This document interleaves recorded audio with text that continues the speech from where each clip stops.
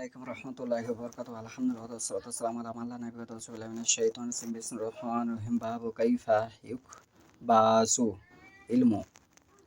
আজকের বক্তব্যের বিষয় হলো কিভাবে দ্বীনি জ্ঞান তুলে নেওয়া হবে। আমি যে হাদিসটা তালাশ করেছি সহিহ বুখারী প্রথম পর্ব হয়েছে 3 অধ্যায় হয়েছে 34 হাদিস।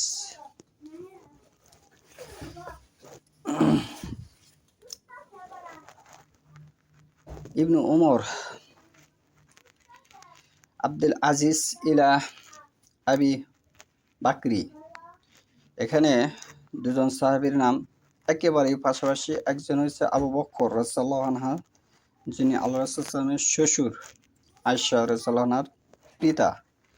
আর এখানে আবি বাকরি ইনি একজন ভিন্ন সাহাবী। ইবনু হাজম ইন জুর মা কানা মিন হাদিস রাসূলুল্লাহি সাল্লাল্লাহু আলাইহি ওয়াসাল্লাম ফাকতুবহু ফাইন্নি হিফতু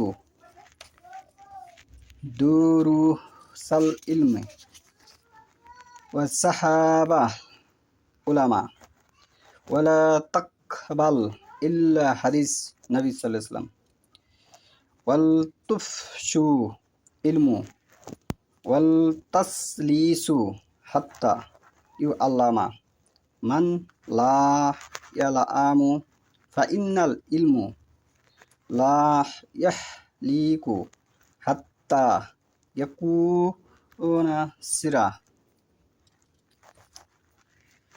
ইবনু উমর আব্দুল আজিজ রহমতুল্লাহ আবু বকর ইবনুল হাজম রহমতুল্লাহর নিকট এক চিঠিতে লিখলেন, অনুসন্ধান করো, আল্লাহ রাসূল সাল্লাল্লাহু আলাইহি ওয়াসাল্লাম এর যে হাদিস পাওয়া যায় তা লিপিবদ্ধ করে নাও।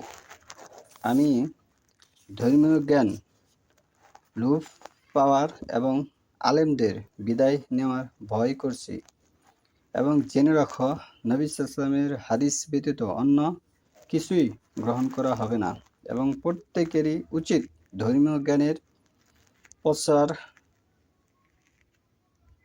করা। আর তারা যেন একসাথে বসে ধর্মীয় জ্ঞানের চর্চা করে, যাতে যে না জানে সে শিক্ষা গ্রহণ করতে পারে, কারণ জ্ঞান গোপন না হওয়া পর্যন্ত বিলুপ্ত হবে না।